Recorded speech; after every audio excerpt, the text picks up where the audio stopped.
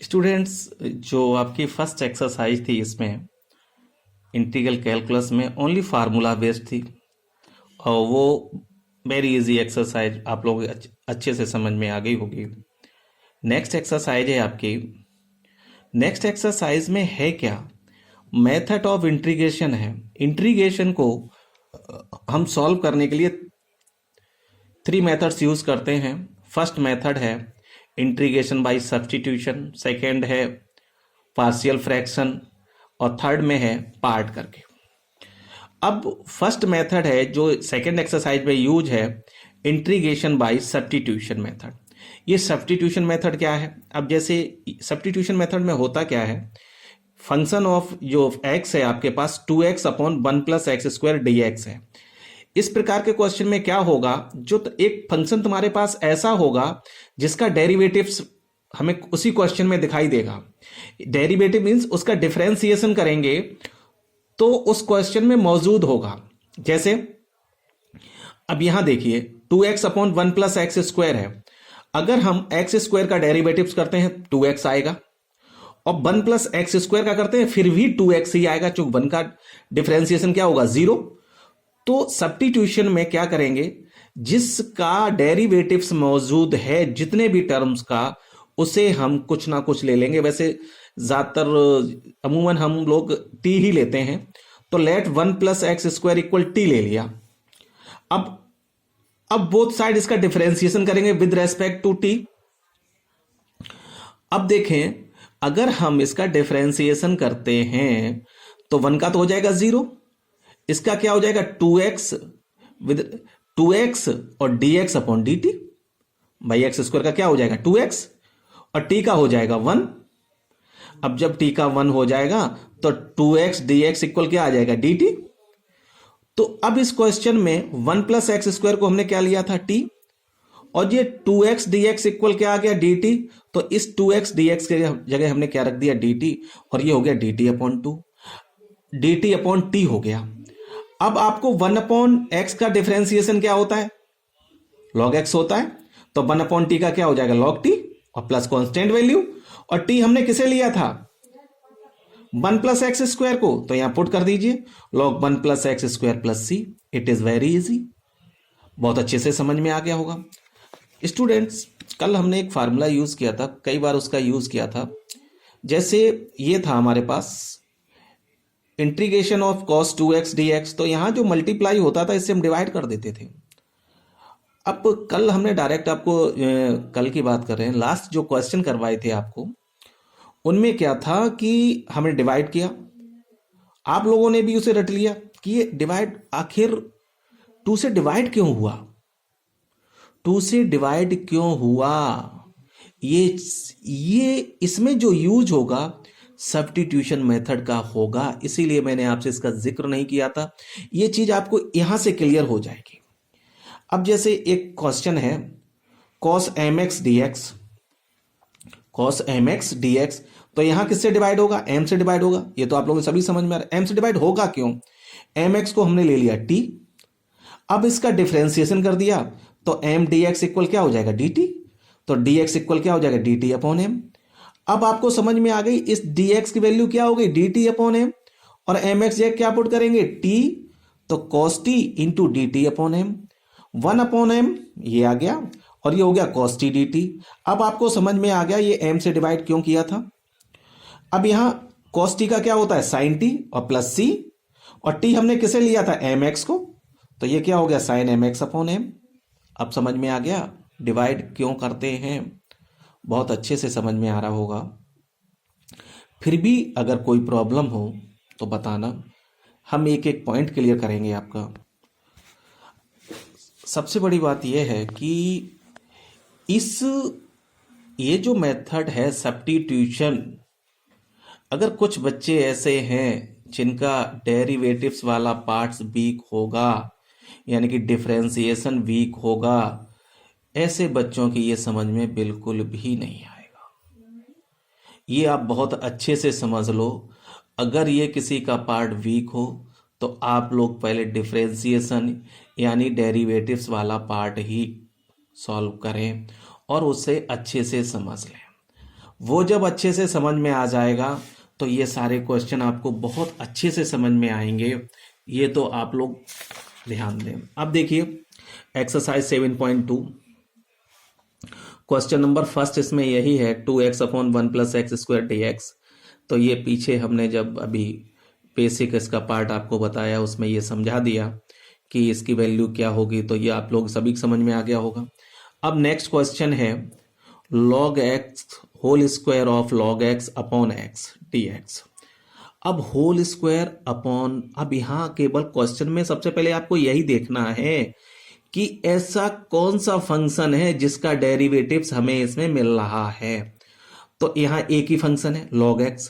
log x का derivatives क्या होता है 1/x और dx। तो समझ में आ गया। यहां हम t किसे लेंगे log x को। log x को अगर हमने t लिया, डिफरेंशिएशन इसका कर दिया, जब इसका डिफरेंशिएशन किया तो log x का क्या होता है 1/x dx और t का क्या हो जाएगा dt।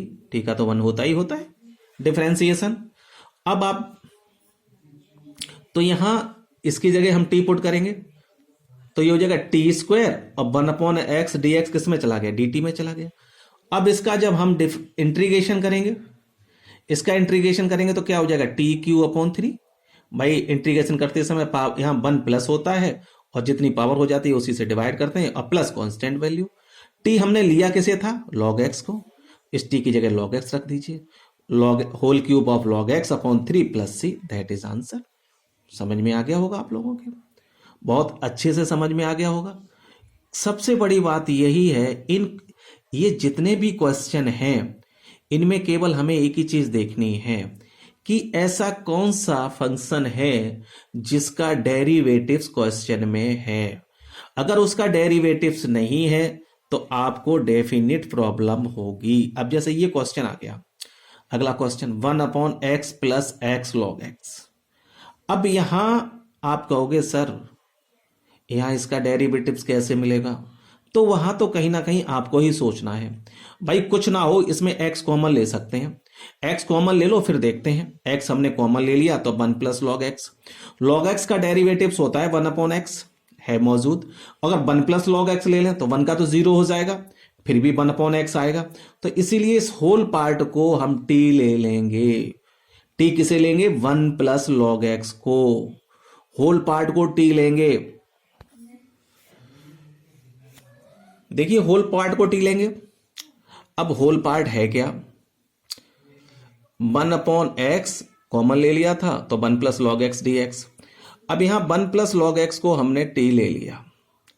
अब इसका डिफरेंशिएशन करेंगे तो 1 का तो डिफरेंशिएशन 0 हो जाएगा, log x का 1/dx होगा और इसका क्या हो जाएगा dt हो जाएगा।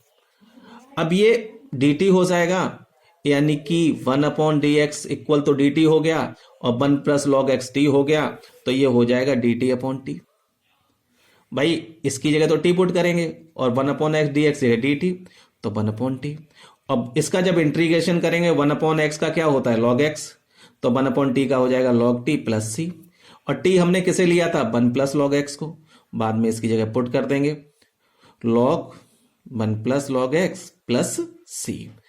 अब आपको समझ में आ गया होगा कि इसमें मेन क्या है। इसमें मेन यही है कि हमें ज्यादा से ज्यादा क्या करना होगा, आप लोग बताएं।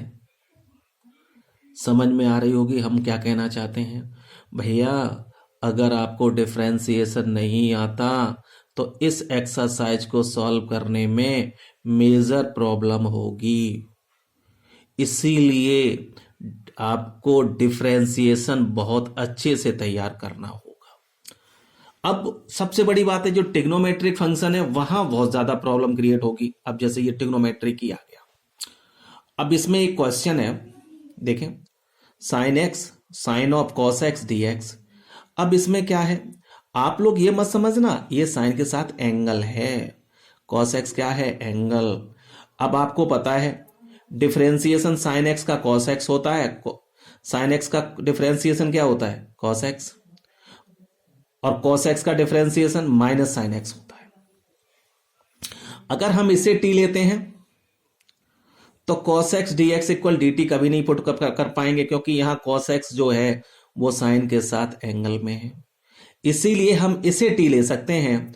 तो cos x, यहां cos x जो है वो स्वतंत्र नहीं है, बट इसे टी ले सकते हैं। तो let cos x equal T, हमने इसे जब टी ले लिया तो जब इसका डिफरेंशिएशन करेंगे तो डिफरेंशिएशन ऑफ cos x होता है minus sine x D x equal D T. तो यहां से अगर साइन एक्स डी एक्स की वैल्यू निकालेंगे तो माइनस का डी टी हो जाएगा। तो ये बात समझ में आ गई होगी कि अब क्या हो गया, तो sine x D x equal हो गया माइनस डी टी, इसे हमने टी ले लिया तो यहां क्या रहेगा, ओनली साइन टी, और ये नेगेटिव साइन हमने पहले लगा दिया और इसकी जगह साइन एक्स डी एक्स की जगह हमने क्या पुट कर दिया, डी टी। अब आपको पता है इंटीग्रेशन ऑफ साइन एक्स क्या होता है, साइन एक्स का होता है माइनस कॉस एक्स, तो माइनस ऑलरेडी पहले से है, माइनस कॉस एक्स प्लस सी, ये माइनस और ये माइनस प्लस का क्या हो जाएगा, कॉस टी हो जाएगा। साइन टी का माइनस कॉस टी हुआ, कॉस टी हो गया प्लस सी। अब हमने टी किसे लिया था, यहां गौर से देखो, टी लिया था हमने कॉस एक्स को, तो यहां cos of cos X plus C, that is answer. अब आपको ये सब्स्टिट्यूशन मेथड कहीं ना कहीं बहुत अच्छे से समझ में आ रहा होगा, अगर ये समझ में आ गया तो क्वेश्चन आप तभी सॉल्व कर पाएंगे जब आप इस प्रकार के जितने भी क्वेश्चन होंगे, जब उसमें ये फील करने लगोगे कि इसमें ये जो फंक्शन है इसका डिफरेंशिएशन ये होगा, इस फंक्शन को हमें सब्स्टिट्यूट करना चाहिए, तभी सॉल्व कर पाओगे। अन्यथा इस टाइप के क्वेश्चन आपसे सॉल्व नहीं होंगे किसी भी कंडीशन में। तो आई थिंक सभी की समझ में आ गया होगा। क्वेश्चन आप लोग करेंगे इसके, जहां प्रॉब्लम्स आए हमें बताना, हम आपको बताएंगे, आपकी प्रॉब्लम्स भी दूर करेंगे।